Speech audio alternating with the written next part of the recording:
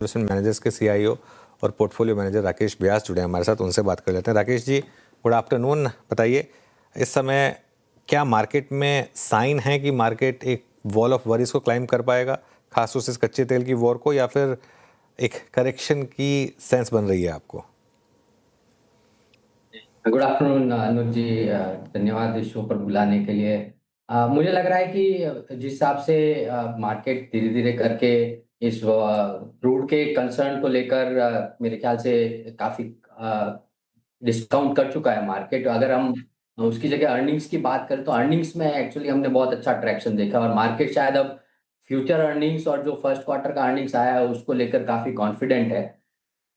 तो इसलिए ऐसा लग रहा है कि यहाँ से मार्केट में थोड़ी एक अच्छी तेजी बनी रह सकती है। और जहाँ तक क्रूड की बात है, ये धीरे धीरे करके जैसे हॉर्मुज़ में अगर कुछ ओपनिंग आएगा या ये जो पूरा इश्यू है ये धीरे धीरे रिजॉल्व होगा तो शायद क्रूड वापस नीचे आएगा। और ये न्यू जर्क रिएक्शन है, ये इस तरह चलते रहेंगे। मार्केट ने ये वॉलेटिलिटी ऑलरेडी पहले देखी है, तो मेरे ख्याल से अब उतना कंसर्न नहीं है, ये काफी कुछ प्राइसिंग हो चुका है। ओके, तो ये अगर आप देखें चीज़ें प्राइस में फैक्टर्ड इन है, ये राकेश जी मानते हुए। अच्छा राकेश जी, आपसे जो पिछली मुलाकात हुई थी, बात हुई थी, तब से लेकर अब तक में दो चीज़ें बढ़ी हुई हैं। ये मेटल्स में एक अच्छा पुल बैक आया है, रिवर्सल आया है, और साथ ही साथ अगर आप देखें तो जो प्रीशियस मेटल्स हैं वहाँ पे strong, I mean ferrous, non ferrous and precious metals तीनों बास्केट अच्छा कर रही हैं। थोड़ा सा मेटल की तरफ या फिर कमोडिटीज़ की तरफ रुख बढ़ा है क्या आपका इस बीच? अगर आप देखेंगे इंडिया के अंदर वीरेंद्र जी, तो स्टील के दाम अभी भी थोड़े से करेक्टेड है। यहाँ पर ऐसी उम्मीद है कि मॉनसून खत्म होने के बाद में जिस तरह से डिमांड आएगी उसके से शायद स्टील के प्राइसेस बढ़ेंगे। कुछ हद तक स्टील प्राइसेस को ग्लोबल प्राइस के कंपैरिजन में सपोर्ट भी मिला हुआ है, क्योंकि ड्यूटी का एक बेनिफिट है। और जहाँ तक बाकी जो नॉन फेरस मेटल्स की बात है, इसमें ऑब्वियसली मतलब तेजी अच्छी बनी है यहाँ पर, बट स्टॉक प्राइसेस ऑलरेडी उसको काफी कुछ फैक्टर इन करके रखे हुए थे वीरेंद्र जी। तो यहाँ से थोड़ा सा मेरे को लगता है कि कॉशियस रहने की जरूरत है, बट स्टील में हो सकता है कि यहाँ से थोड़ा बेटर रहा है, क्योंकि प्राइसेस में इंप्रूवमेंट की पॉसिबिलिटी बनती है। ओके, ये आपका व्यू हो गया मेटल्स पर। Rakesh ji, good afternoon. Eternal, Swiggy, आज दोनों स्टॉक्स में ज़बरदस्त तेज़ी है।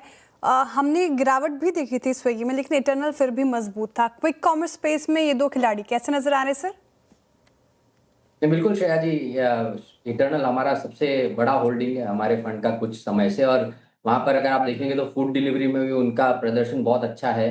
अभी वापस उनका ग्रोथ रेट भी ठीक आया है और मार्जिन इंप्रूवमेंट भी दिख रहा है। और क्विक कॉमर्स में undoubtedly they are the best executor. तो उनकी अगर आप एक्सपेंशन की बात करें, उनकी प्रॉफिटेबिलिटी, यूनिट इकोनॉमिक्स की बात करें, तो वो शायद सबसे बेहतर है। और यहाँ से बाकी सारे प्लेयर्स को बहुत कुछ कैचअप करना है इटर्नल तक पहुंचने के लिए।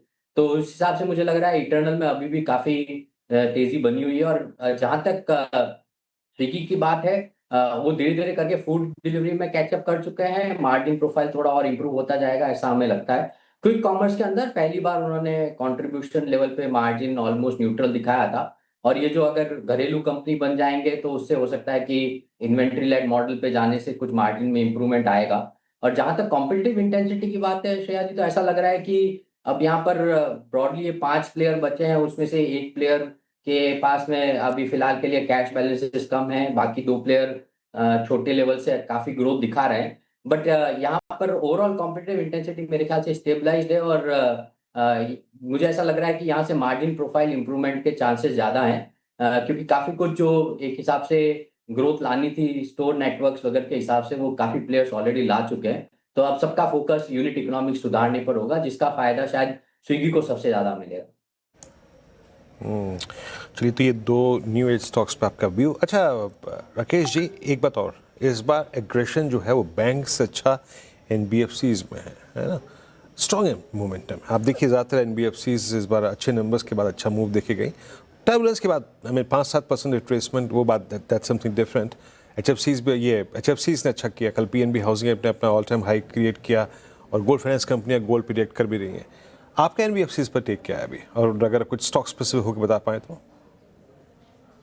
बिल्कुल, हमको लगता है वीरेंद्र जी की एनबीएफसी स्पेस में दो चीजें बहुत अच्छी हो रही है। एक तो ओवरऑल क्रेडिट ग्रोथ एनवायरनमेंट बहुत स्ट्रांग है और बहुत सारी एनबीएफसी जो कंज्यूमर स्पेस को फंड करती है वहाँ पर भी हम अच्छी ग्रोथ देख रहे हैं। और जो आपने बताया जैसे बाकी जो प्रेशियस मेटल से रिलेटेड है या हाउसिंग फाइनेंस से रिलेटेड है, वहाँ पर भी ग्रोथ बहुत अच्छी है। दूसरा जो एफसीएनआरबी डिपॉजिट्स में एक एक्रेशन आ रहा है, उससे शायद घरेलू मार्केट में लिक्विडिटी बढ़ेगी। उसका एक फायदा इन सारी एनबीएफसीज को भी मिलेगा, क्योंकि उनके कॉस्ट ऑफ फंड जो है वो शायद इस लेवल पे या थोड़े मॉडरेट हो सकते हैं। तो ये जो इतनी स्ट्रांग ग्रोथ आ रही है क्रेडिट साइड में, उसको फंड करने के लिए आपको लिक्विडिटी की चिंता नहीं है। तो ऑब्वियसली उससे मेरे ख्याल से निम यहाँ से स्टेबल या स्लाइटली इंप्रूवमेंट में जा सकते हैं, और ग्रोथ के हिसाब से ऑपरेटिंग लिवरेज का बड़ा बेनिफिट आता है।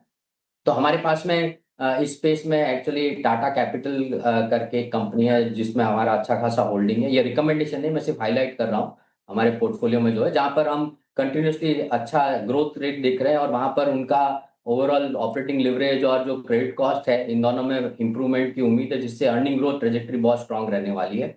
तो एनबीएफसी स्पेस में को लेकर हम थोड़े ज़्यादा पॉजिटिव है कंपेयर टू लार्ज बैंक्स अभी फिलहाल के लिए हमारे पोर्टफोलियो में। ओके, एनबीएफसी स्पेस ज़्यादा पसंद आती है। राकेश जी, कुछ नया जोड़ा है क्या आपने, कोई नई थीम जहाँ पर आप रिसेंटली बुलिश हुए हो? तो शायद ही अगर आप देखेंगे अगर करेंसी जिस हिसाब से डीवैल्यू हुआ है across the board global currencies के कंपैरिजन में, और उसको लेकर ऐसा लगता है कि फिलहाल के लिए एक्सपोर्ट ओरिएंटेड जो सेक्टर हैं, स्पेशली मैन्युफैक्चरिंग के अराउंड, उनमें काफ़ी एक पॉजिटिविटी दिखती है। तो कुछ स्पेस है जो ऑटो या ऑटो कंपोनेंट स्पेस को लेकर, जहाँ इंडियन डिमांड भी बहुत अच्छी है और एक्सपोर्ट की अपॉर्चुनिटीज बढ़ रही है।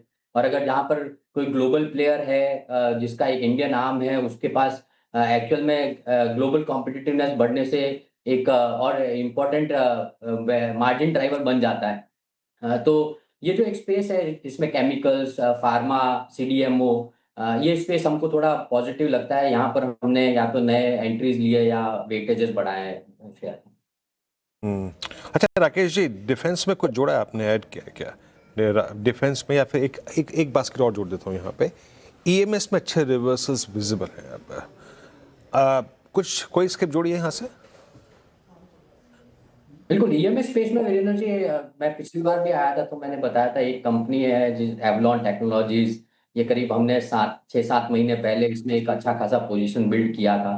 और वहाँ हमारा मानना यही था कि ये कंपनी, एक बड़ा पार्ट इनका यूएस सेल्स पे है, और वहाँ पर डिस्पाइट यूएस इंडिया जहाँ टैरिफ बहुत ज़्यादा था पिछले साल में, उस कंपनी ने बहुत स्ट्रांग ग्रोथ दिखाया था। तो यहाँ पर एक ऐसा हमको उम्मीद था कि इनकी ग्रोथ रेट बहुत स्ट्रांग रहने वाली है यहाँ से आगे जाकर भी, और मार्जिन इंप्रूवमेंट लगातार बनता रहेगा। तो ये एक स्पेस है जहाँ पर हम पॉजिटिव थे इस पूरे संदर्भ में, और एवलॉन टेक्नोलॉजीज में हमारा एक बड़ा होल्डिंग था जो इसने काफ़ी अच्छा परफॉर्म किया है। तो अभी भी हम स्पेस, जैसा मैं आपको बता रहा था, कुछ ऐसे मैन्युफैक्चरिंग या इस तरह के जो स्पेसेस हैं जहाँ पर रूपी बेनिफिट कॉम्पिटिटिव लैंडस्केप में हमारा पोजिशनिंग जो बेटर हुआ, उसका बड़ा फायदा आने वाले कुछ सालों तक मिलेगा, ऐसा मुझे लगता है। ऑलराइट, बहुत बहुत शुक्रिया राकेश जी आज हमारे साथ जुड़ने के लिए और अपना व्यू रखने के लिए सामने। Meanwhile adjusted close Sensex